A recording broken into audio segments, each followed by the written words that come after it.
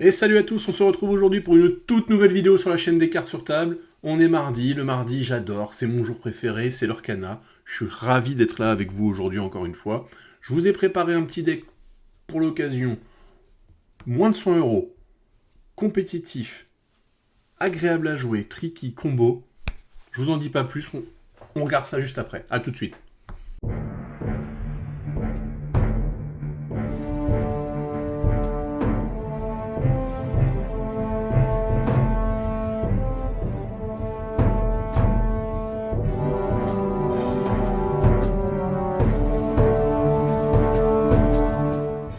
Je vous ai préparé aujourd'hui un deck, les amis, plutôt, je dirais, low cost, parce qu'on en aura pour moins de 100 € avec des jolies cartes quand même à jouer. J'essaye toujours là de mettre en avant les nouvelles cartes du nouveau set, qui vient de sortir il y a peu, avec des cartes sûres des premiers sets, voilà, en petite combinaison. Qu'est-ce que je vous ai préparé? Saphir Émeraude. Et oui, les amis, on va être sur de la défausse, mais avec ce petit côté... on va essayer de gratter des petits points de l'or comme ça. On va voir ce que où ça nous emmène. Donc le principe du deck, voilà, je viens de vous l'expliquer, hein, on va être un peu sur la défausse forcément.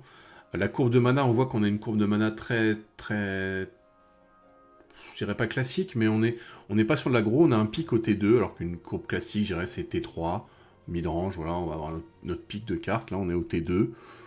Mais on voit qu'on a un peu de late game tout de même. 4, 5, 6, 7. Jusqu'à 7, on a des cartes. Donc, majoritairement vertes, naturellement. Petits ajouts du bleu comme ça. Les points clés. Donc les points clés de ce deck, la répartition, on va voir là vite fait rapidement. 50 cartes ancrables, 10 non ancrables. Donc pas de problème de notre côté, du côté de notre réserve d'encre. 10 cartes actions, 10 chansons, 2 cartes objets et 38 cartes personnages. Donc on voit vraiment majoritairement les cartes côté du vert. On commence tout de suite. Les personnages. Un T1, un des T1 préférés, un classique au classique.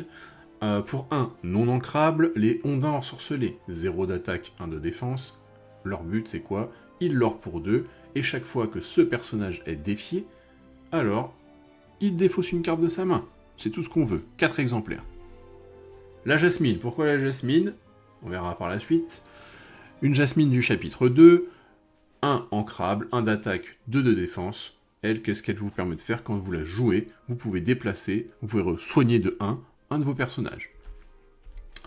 Le T2, toujours, là vraiment on est sur du classique. Hein. Le T2, le Flynn Rider pour 2 d'encre, ancrable, 1 d'attaque, 2 de résistance. Il l'or pour 2. Pareil, quand il est défié, bim, on défausse une carte de l'adversaire. 4 exemplaires. 4 exemplaires également pour Morph, une jolie carte rare, du chapitre 3. Donc c'est lui, c'est pour 2 ancrables, une 2 d'attaque, 1 de défense, il ancre pour 1, il l'or pour 1, mais on ne veut pas pour ça, nous ce qu'on veut, c'est grâce à sa capacité d'alter. Je peux altérer n'importe quel personnage sur Morph. Plutôt cool comme carte. Pour 2, ancrable, Ursula, 1 d'attaque, 3 de défense, elle l'or pour 1, mais surtout, elle nous permet de regarder la main de l'adversaire, déjà une bonne information, début de partie, parce qu'elle se joue au T2, et en plus, je peux lui défausser une carte chanson de mon choix. Donc là, on est gagnant, gagnant, gagnant, quoi. 3 exemplaires. J'ai ensuite mis la carte clé du deck des fausses, c'est le Prince Jean. 3 non ancrables, je rappelle, 1 d'attaque, 2 de défense, il l'or pour 2, insaisissable, hors d'atteinte, pardon, excusez-moi, hors d'atteinte, ce qui veut dire qu'il va être forcément être obligé d'être géré par un combat, mais si vous ne l'inclinez pas, ou si votre adversaire ne vous force pas à l'incliner, vous n'allez jamais l'incliner, hein, clairement. Et lui, je rappelle, ce qu'il fait, chaque fois que votre adversaire défausse une carte, vous piochez. Et c'est ça qui est cool. 4 exemplaires. Pour un peu de gestion, le kit du chapitre 3, 3 ancrables, 2 d'attaque, 2 de résistance, il l'or pour 1, mais surtout quand je le joue, je peux renvoyer dans la main de mon adversaire un personnage qui a 2 d'attaque. Toujours intéressant. 3 exemplaires. Pas de nouvelle carte, non, une carte du chapitre 5, en 4 exemplaires celle-ci, elle coûte 4 ancrables, c'est Yago. 2 d'attaque, 4 de résistance. Insaisissable lui aussi, il l'or pour 1, et chaque fois que ce personnage est envoyé à l'aventure, La prochaine action que je joue à ce tour-ci me coûte 2 de moins. Intéressant pour faire des gros tours. On va baisser le coût de nos cartes. Nouvelle carte cette fois-ci du chapitre 6. Basile détective. Déguisé. 6 ancrable, 4 d'attaque, 5 de résistance. Il est altérable pour 4, donc vous allez pouvoir jouer cette carte-là sur Morph pour 4, d'où l'intérêt de Morph. Et lui, ce qu'il fait, donc il lore pour 2, mais ce qui est intéressant, c'est que durant notre tour, à chaque fois que l'on va mettre une carte dans notre réserve d'encre, alors je peux payer 1, et si je le fais, mon adversaire défausse une carte. Parce qu'ici on a Prince Jean, on pioche, etc. Et en plus, beau body, 5 de résistance, 2, il lore pour 2, c'est très intéressant, 4 exemplaires. La Jasmine, voilà pourquoi j'avais la Jasmine du T1, c'était pour me rajouter des possibilités d'altérer celle-ci. Elle, c'est une légendaire du chapitre 6, elle est 6 ancrable, 5 d'attaque, 5 de résistance, altérable à 5, donc on peut aussi la jouer sur Morph pour 5, elle lore pour 2, et elle, quand je joue cette carte avec la capacité d'alter, alors je renvoie tous les personnages épuisés de mon adversaire dans sa main. Ça c'est intéressant parce que ça permet en late game de lui renvoyer toutes ces grosses cartes, et du coup il va lui falloir du temps pour remettre ces cartes là en jeu, forcément, car elles coûteront beaucoup d'encre. Carte que j'avais envie de tester, donc je l'ai mis en 2 exemplaires. Petit ajout, la grand-mère Thala, du chapitre 3, légendaire elle également, 7 ancrable, 4 d'attaque, 8 de body, donc celle-ci pour aller la choper il faut y aller, elle est également altérable à 5, 2 exemplaires de cette carte, je rappelle, chaque fois qu'une carte est placée dans votre réserve d'encre, on gagne 1 de l'or, quand c'est notre tour. Très fort, 2 exemplaires.